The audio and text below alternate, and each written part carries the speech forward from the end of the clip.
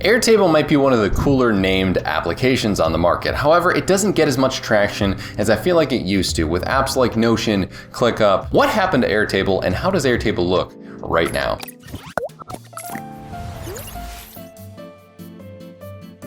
So if we go into just the pricing really quick, it has a free plan which has unlimited bases and up to 5 users, 1 app per base, 1 sync integration, and 1,200 records per base. So there is a fair amount of functionality in the free version. However, this ends up being a team sort of company thing where you have $10 per seat per month if you get the annual subscription, and you get a lot more functionality here, but it doesn't ever seem to have an unlimited plan. So this 500 records per base is still not unlimited. There are more sync integrations and you have more options when you go with the plus plan, and then the pro plan ends up being $20 per seat. So the functionality on this application better be pretty good if this is what we're getting regarding the pricing on this. So if I go into one of these templates that are here, so it's a content calendar template. So very similar to what's going on regarding the stuff that like Notion has. So if we click on to one of these, you can do that or press expand. There are different fields that are very similar to what Notion or ClickUp have.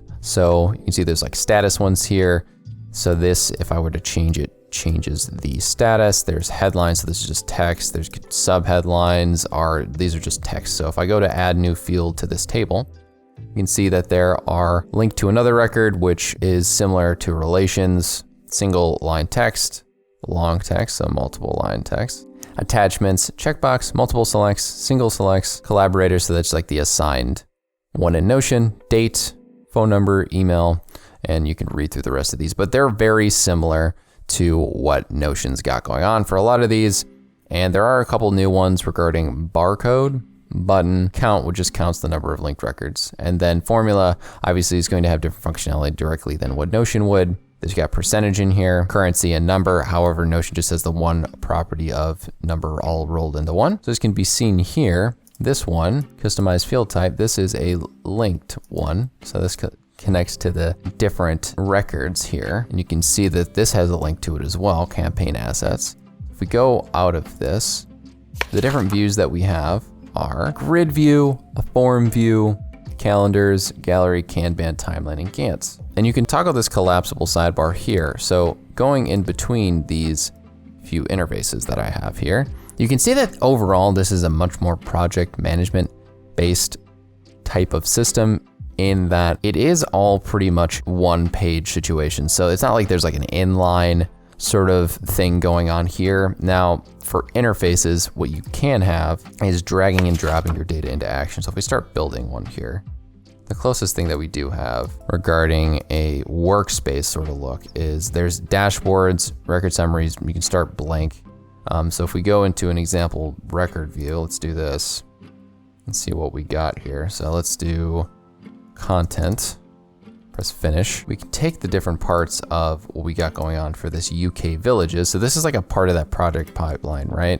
So we can copy this from the view and you can see this kind of just takes different properties from the different items within a database. So this would take the image from the UK villages one. So if I go in here and I click on the museums one, you can see the different properties that show up are what I have here. So this is the image property that's showing up here. This is the status property, the headline, the subheadline, and then I can add different elements if I want. So if I wanted to add the creator one here, I can put this field and it's kind of a drag and drop builder in this.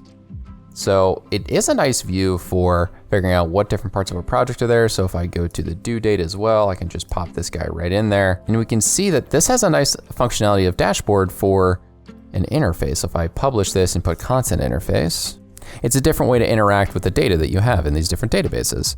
So this is some functionality that Notion doesn't have. However, I'm not really sure how I feel about it. Like it's nice in a sense, but I don't know whether I'd use this practically. So going back to the home section here, what we can do is look at things like the automations and the apps that we have here. And nice enough, you can actually go into this marketplace here and see that there is actually a bunch of different apps within here. So there's different apps made by Airtable. There's different apps that have integrations like Miro and Typeform. And as I mentioned earlier, plan-wise, you get one app per base. So the different bases are the different databases that you had. So like earlier, I had that content calendar. If we went back to the bases section, you'd be able to have one application to go with it. So let's take an example here and grab a app that would make sense for a content calendar. We can do a countdown one here, add this app, choose a base, content calendar, add the app. So you can have it be a specific date from view. So pick a table, we can do content pipeline, content calendar, pick a field,